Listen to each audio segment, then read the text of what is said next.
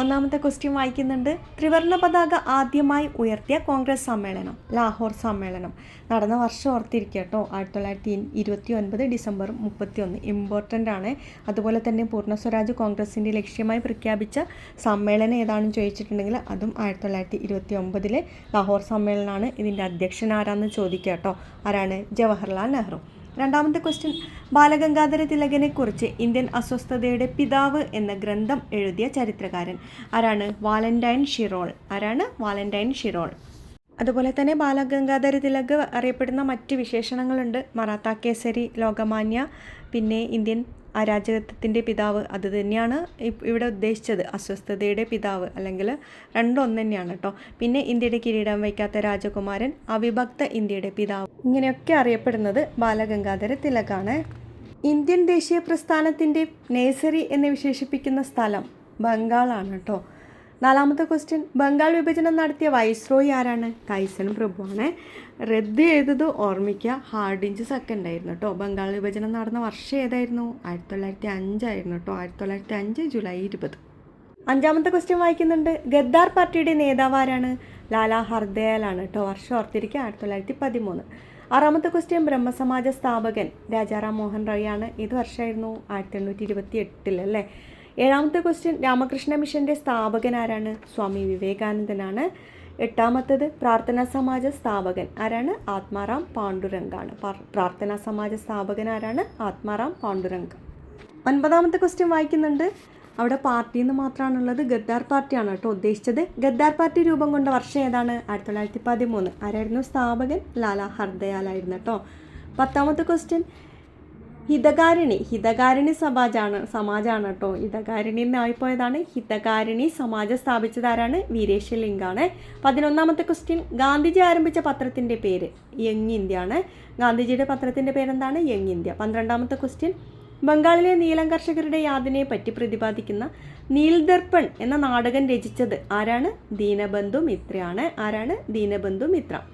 13ാമത്തെ question, Jallianwala Bagh കൂട്ടക്കൊല നടന്ന വർഷം 1919. റൗലറ്റ് നിയമവിരുദ്ധ പ്രക്ഷോഭത്തിൻ്റെ ഭാഗമായി നടന്ന സുപ്രധാന സംഭവം ഏതാണെന്ന് ഒരുപാട് തവണ ചോദിച്ചിട്ടുണ്ട് കേട്ടോ. അതേതാണ്? ജാലിയൻവാലാബാഗ് കൂട്ടക്കൊലയാണ്. 15ാമത്തെ ക്വസ്റ്റ്യൻ, ഉപ്പു സത്യാഗ്രഹ യാത്ര ആരംഭിച്ചത് ഏത് വർഷമാണ്? 1930 മാർച്ച് 12 ഡേറ്റ്. 1930 മാർച്ച് 12 ഉപ്പു സത്യാഗ്രഹ യാത്ര ആരംഭിച്ചത്. 16ാമത്തെ ക്വസ്റ്റ്യൻ, ഇന്ത്യൻ സ്വാതന്ത്ര്യ സമര ചരിത്രത്തിലെ ആദ്യ വനിതാ രക്തസാക്ഷി ആരാണ്? പ്രീതിലത വഡോദർ ആണ്. പ്രീതിലത വഡോദർ. 17ാമത്തെ ക്വസ്റ്റ്യൻ, ക്വിറ്റ് ഇന്ത്യ സമരം നടന്ന വർഷം 1942 കേട്ടോ. 1942 ക്വിറ്റ് ഇന്ത്യ സമരം. ക്വിറ്റ് ഇന്ത്യ സമര നായിക ചോദിച്ചിട്ടുണ്ട് അല്ലേ. ക്വിറ്റ് ഇന്ത്യ സമര നായകൻ ജയപ്രകാശ് നാരായണനും ക്വിറ്റ് ഇന്ത്യ സമര നായിക ആരാണെന്ന് ചോദിക്കുകയാണെങ്കിൽ അരുണ ആസിഫ് അലിയാണ് കേട്ടോ. 18ാമത്തെ ക്വസ്റ്റ്യൻ, ഇന്ത്യക്ക് സ്വാതന്ത്ര്യം ലഭിക്കുന്ന സമയത്ത് ബ്രിട്ടീഷ് പ്രധാനമന്ത്രി ആരായിരുന്നു? ക്ലെമന്റ് ആറ്റ്ലിയാണ്. Clement Attlee.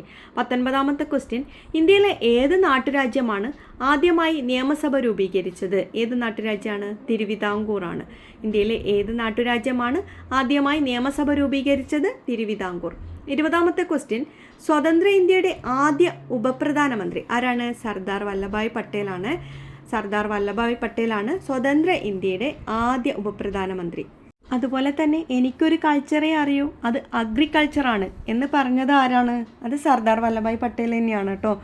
പിന്നെ ഇങ്ങനെയും ക്വസ്റ്റ്യൻ ചോദിച്ചിട്ടുണ്ട്, നാട്ടുരാജ്യങ്ങളുടെ സംയോജനത്തിന് നേതൃത്വം കൊടുത്തത് ആരാണെന്ന് ചോദിച്ചിട്ടുണ്ടെങ്കിൽ അതാരാണ്? സർദാർ വല്ലഭായ് പട്ടേലാണ്. 21ാമത്തെ ക്വസ്റ്റ്യൻ വായിക്കുന്നുണ്ട്. അന്താരാഷ്ട്ര വേദിയിൽ ഇന്ത്യയുടെ ത്രിവർണ്ണ പതാക ആദ്യമായി ഉയർത്തിയ വ്യക്തി ആരാണ്? മേഡം പിക്കാജി ഗാമിയാണ് കേട്ടോ. വർഷം ഓർത്തിരിക്കുക, 1907 എവിടെയാണ് ഉയർത്തിയതെന്ന് അറിയാമോ? സ്റ്റുട്ട്ഗട്ടിലെ, ജർമ്മനിയിലെ സ്റ്റുട്ട്ഗട്ടിലായിരുന്നു കേട്ടോ.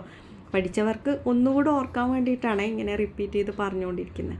22ാമത്തെ ക്വസ്റ്റ്യൻ, സന്യാസി കലാപത്തെ ആധാരമാക്കി ബങ്കിം ചന്ദ്ര ചാറ്റർജി രചിച്ച കൃതി ഏതാണ്? ആനന്ദമഠമാണ് കേട്ടോ. ഏതാണ്? ആനന്ദമഠം. ഈ ആനന്ദമഠത്തിൽ നിന്നാണ് നമ്മുടെ ദേശീയ ഗീതമായ വന്ദേ മാതരം എടുത്തിട്ടുള്ളത് അല്ലേ. എല്ലാവർക്കും അറിയുന്നതാണ്.